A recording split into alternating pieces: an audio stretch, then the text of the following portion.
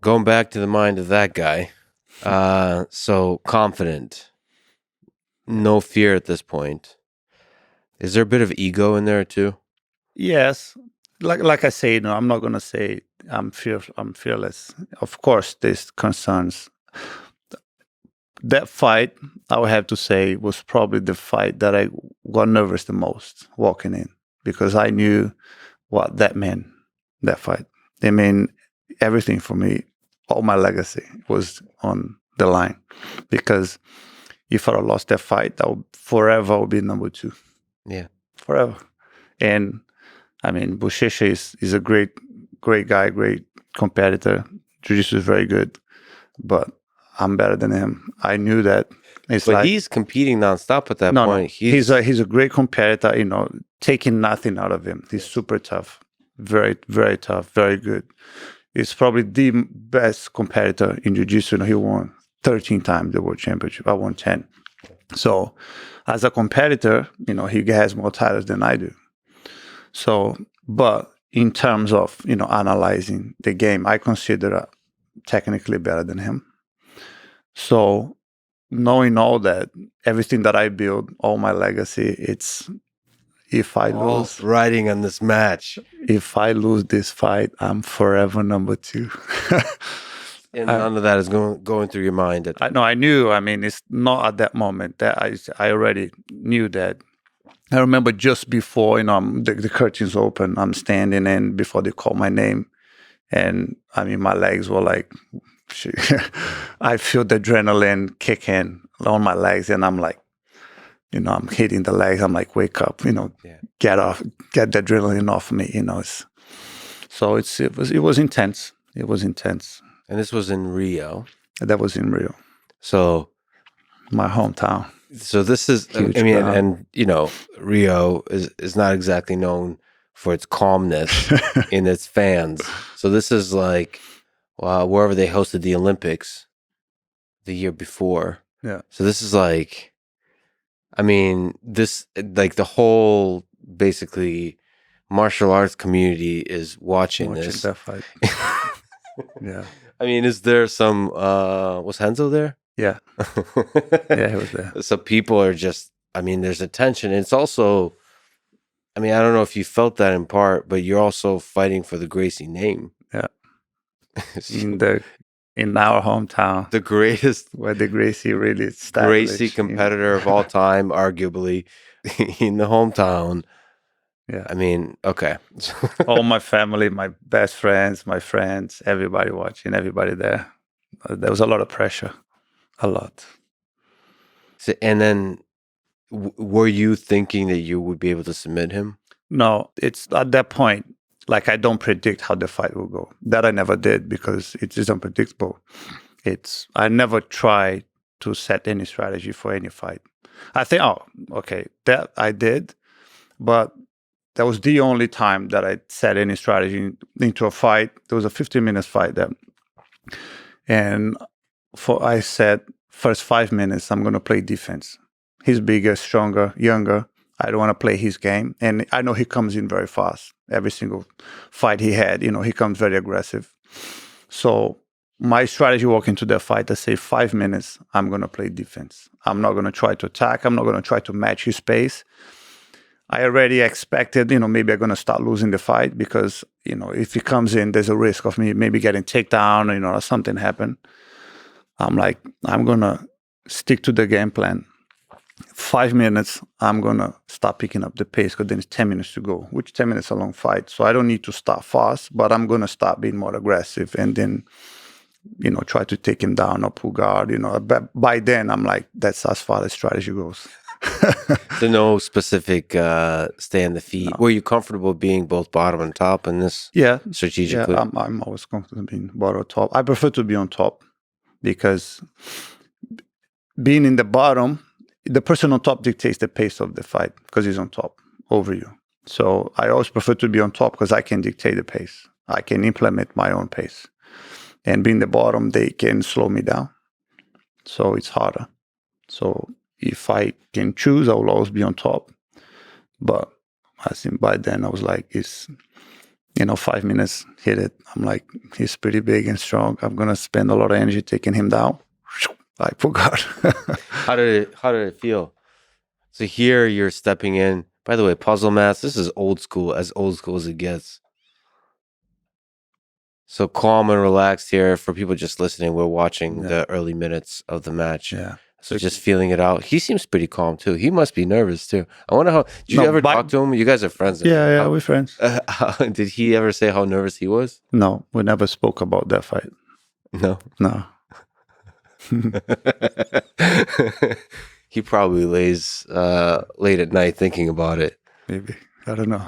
that SOB. Yeah. I mean, so you see the first 5 minutes, he kept, I knew what he was going to do in I studied his game. His stand-up is basic in takedowns, leg attacks, double leg. So he goes single or double, and he charges in. That is pretty much his stand-up game. So you were trying, you get a grip. Yeah, that we got penalized. So do you like to do you like to post with your left? You have a right foot forward usually. You're a righty, right? I'm righty, but I know he wants my leg. So I'm playing my stance just because of his game. All my grips at the first 5 minutes was to kind of try to neutralize his attacks. So he wants to get your left leg. Yeah. Yeah, right there. Yeah. So how hard is that to stop that? I mean, he felt pretty strong coming in. So I'm pushing the head down, trying to play with his balance. Yeah.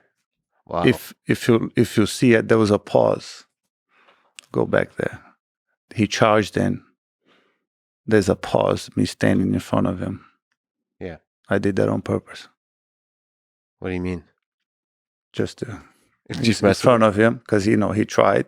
Yeah. And I'm like, you fail. I'm here. There's okay. So you could feel the frustration. I could feel his frustration not be able to take me down. Okay. So now, and this is just psychological battle. So and you see me walking straight into the middle of the mat, and he's circling out. Yeah. See, I'm going very slow, recovering. And he's computing like shit. Yeah. Okay. So because he just made a effort trying to take me down. He needs to recover. And I mean, you need to recover. The other guys there waiting for you. Yeah. And do I go for another takedown? Because this one failed. Yeah. Do I need to recalculate the strategy? Yeah, and he kept trying over and over again and keep failing. I think that frustrated him a lot on that fight. I felt him kind of slowing down suddenly because he was getting nowhere. So we're 5 minutes in. Yeah, he keeps. So you never got that takedown in the early. No.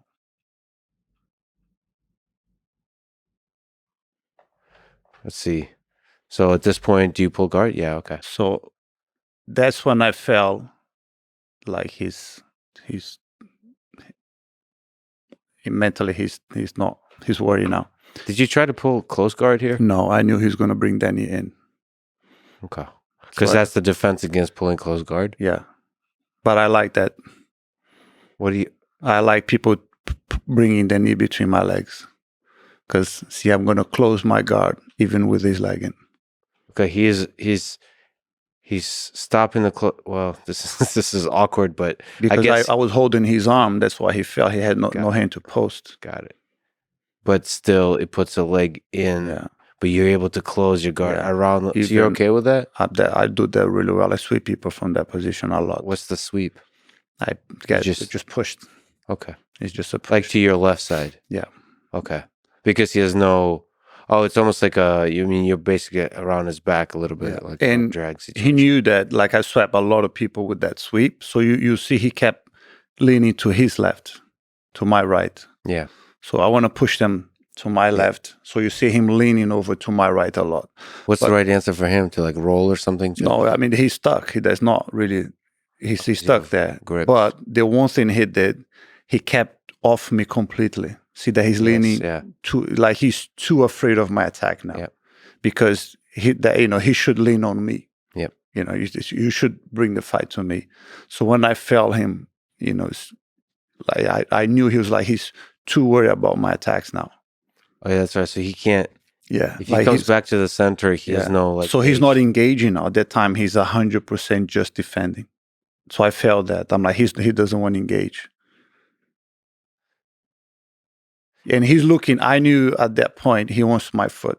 Because our first fight, I had the same position. I wasn't holding his arm, and he went to attack my foot, which he did. You know, he got into like a toe attack. hold or what? Okay. Yeah. So I knew he's looking at my foot. Which foot?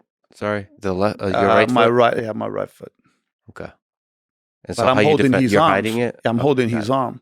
And now you're going to the back as an arm drag type of thing. So the moment that I came off, now I'm holding his arm so he cannot come up. Yeah. So I'm holding his left arm so he cannot post a hand on the floor and come up. And he's holding your right to try to get you. Yeah. Basically to prevent you from attacking. Yeah. Oh, that's an interesting. And he rolls. Yeah. He tried to get me off balance. So see, now I'm switching. I switched the grip on his arm so I can free my left arm. Can I ask you a question? Like, was there a chance he sweeps you here? I mean, there's always a chance, but very like hard. That. Yeah, but see, my left arm is free. Oh, so you can post. Yeah. Why was your left arm free? Oh, because you were using it to got it. Okay. And so now I tried the hook. Now you will see. Still got your arm. But when I knew he's panicking because he did a move that he completely opened himself up. Like I'm holding his left arm, so by holding the arm, that prevents him from defending the hook on that side because his arm is being held across, so the arm cannot block the hook. And I mean the hook with your left leg. Yeah. So you see when he come up, but I would say, I mean, that's my guess, but Buchecha he's a big guy, he was like 110 kilos, 112, something like that.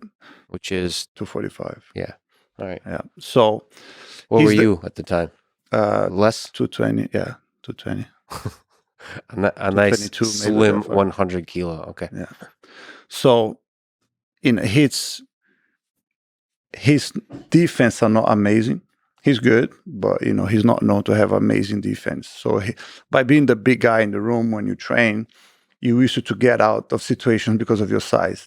You shake people off. It's because of your size. You shake them off. You get off some bad positions. I could feel in the first fight, I'm side control. Suddenly he explode out. So I've seen him doing that a few of his fights. Not in the most technical way, just I'm getting out. And he did because of his size. So, and he did the same thing. Like he tried to stood up when I'm on his back. He completely opened up the hooks. You will see the next move, his head going to come up and he's going to try to get off the floor. So basically come up, shake you off kind of strategy. There was no difference for the hooks. I put both hooks in straight away. Oh, his arm is... Yeah, I'm off balance. Yeah, see, I didn't bring him up. He came up. Yeah. And now I'm attacking his neck and he's worried about the hooks. That's fatal mistake. That's like defense always come first. Remember what I just said now? Yeah. Defense first, cape second.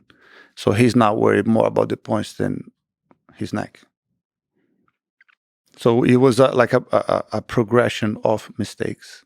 That's why I think he got frustrated when he couldn't take me down.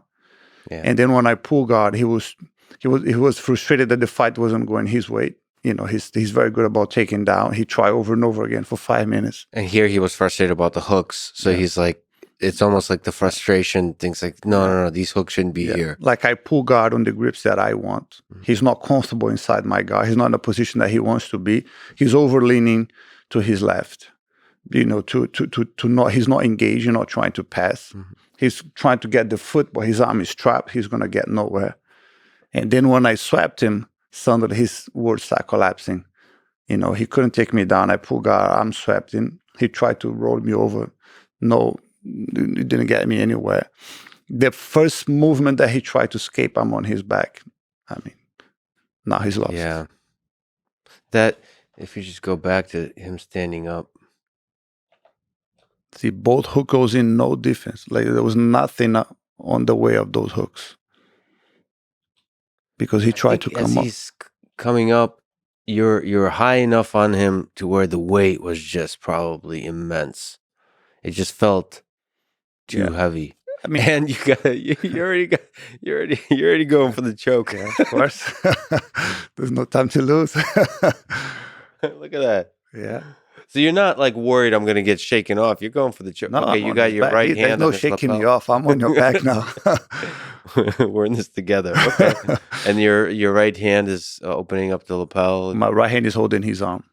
I still holding the sleeve. Sorry. It looked like you're holding the sleeve, but I'm holding the sleeve, and I'm already going for the neck because it's timing.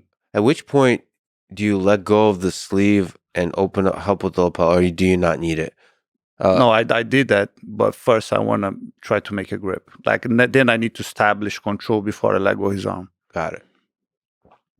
So I kept holding that a bit longer, and then when I felt okay, I have a good control over the back, then I let go.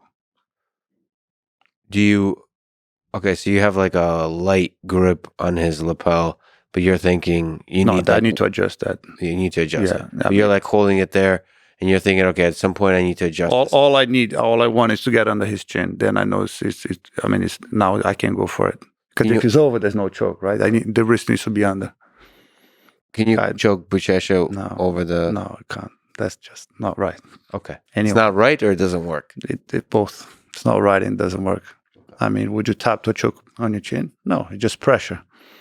You hurt, but it's not going to choke you out. I don't know. I'm not. Let me argue this. I love this arguing with Roger Gracie about chokes. This is great. Okay, like clock choke it was always interesting to me because in judo it's illegal to have the gi around the face, and so it was kind of liberating for me to be allowed to have a gi around the face.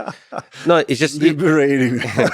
No, that you don't have to worry about it. Like, of course, it's more effective to go under the chin, but I'm surprised just because the amount of pressure. Like, it's all about how much you can take it. You can take pressure. a lot, but it feels like it doesn't feel comfortable. I mean, sometimes on your mouth, it cuts your mouth. Now you're bleeding. It feels horrible. No, but that's not the feeling. The feeling, it might not be a choke, but the feeling like it's a pressure that everything's just closing in. But it doesn't take you anywhere. Like you're not going to go to sleep. You might not go to sleep. So it's just pressure. Yeah. So pressure, it hurts, it's uncomfortable, but it's not going to break your face and it's not going to put you to sleep. So if I don't get the neck, I don't go for the kill. Okay. I'm holding his collar. Mm-hmm. My wrist is almost under. It's I'm trying to kind of dig in. Got it. If I can dig in, then I would adjust the collar. But first, I need to dig in. Dig in first, then adjust. Yeah. But can you do all that with one hand or no? I did. So you can tighten the choke with just one hand? No, I need the second one to open the lapel. To open the lapel. Yeah. But you're like digging in with one hand. I'm digging in under the chin. Yeah, under the chin. Under is under. Now I need to go deeper. But the going deeper requires a second hand. It does. Okay. It does. But that requires you letting go of the other hand. Yeah, I have to let go eventually. Yeah, see? All right. Yeah. Well, that's over. Yeah. Because I'm already under his, like the first hand got under the chin. Mm-hmm. Do you need the hand on the second lapel? Yeah, of course. Otherwise, he turns and he's out. That's to control the turning versus the tightening of the choke. Yeah. It does both. It helps tighten the collar and stop the person rolling out.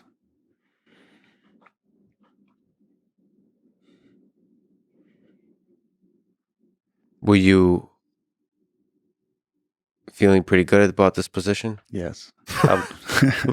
I just felt it's getting tighter because it wasn't super tight from the beginning. It wasn't like the perfect choke. So we're still, I mean, I knew it was like it's very close to the end, but I still need to adjust. There was still the risk of maybe he escaping. Is it possible for his head to slip out? It's possible, yes. But I'm closing that gap. Yeah.